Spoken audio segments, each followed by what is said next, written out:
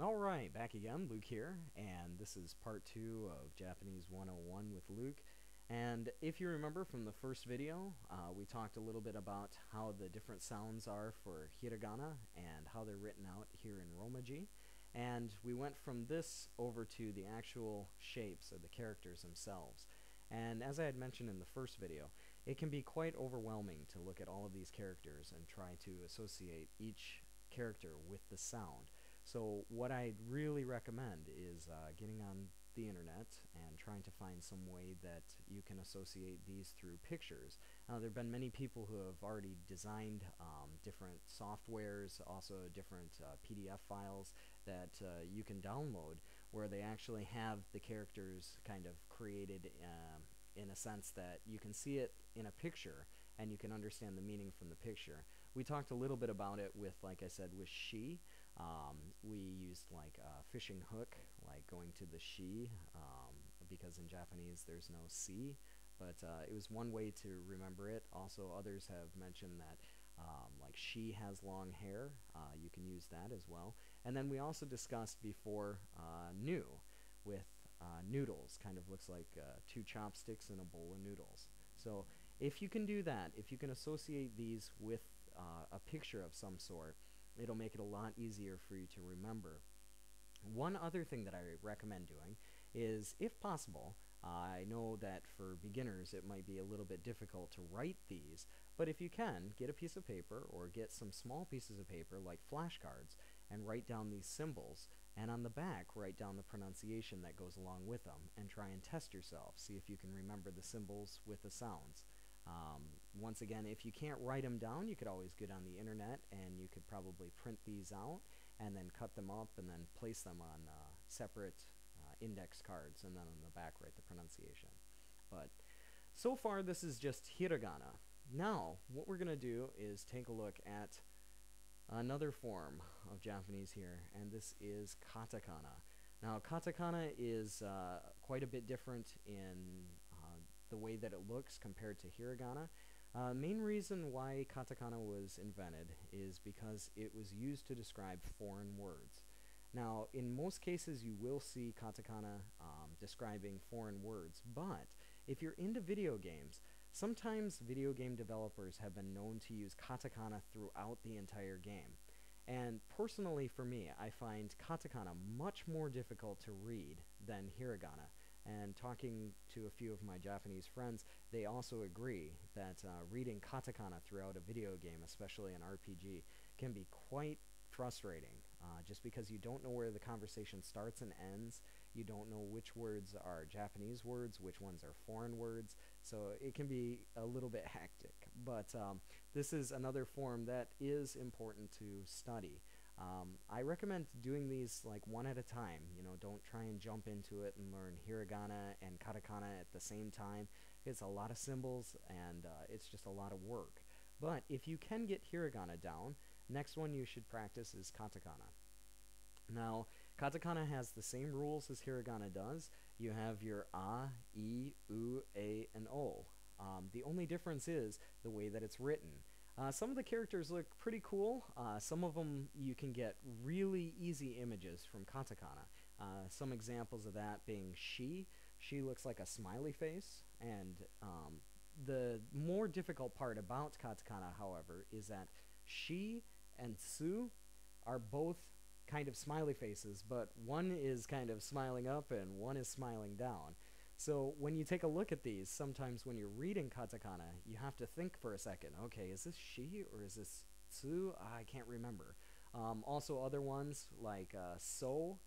So looks very similar to Once again, it's one of those backwards situations here. And even they have no, which doesn't have any marking at all here. But in general, it still is quite confusing to understand, especially if you're trying to memorize, okay, this one's a she, this one's a tsu, this one's a so, this one's a no, so. But this is exactly the same, like I said, with pronunciation as the hiragana is. So if you're able to get down all of these, if you can get down all of the sounds for these, if you can remember the shapes for these, then the next step is to try and memorize some katakana. And like I had mentioned before, it's going to be quite challenging due to the fact that it's just really different looking compared to hiragana. But once you get katakana down and hiragana down, you're on your way to understanding a lot more. Well, let's go on here to the next part. Now this is where it starts to get a little bit tricky. I know this is a lot of stuff to take in at one time, so if you have to watch the video a couple of times to understand it, that's perfectly understandable. There are some things in hiragana and in katakana, which are basically parentheses. In Japanese, they're called tenten. Now, when tenten is combined with some of these characters, it changes the sound.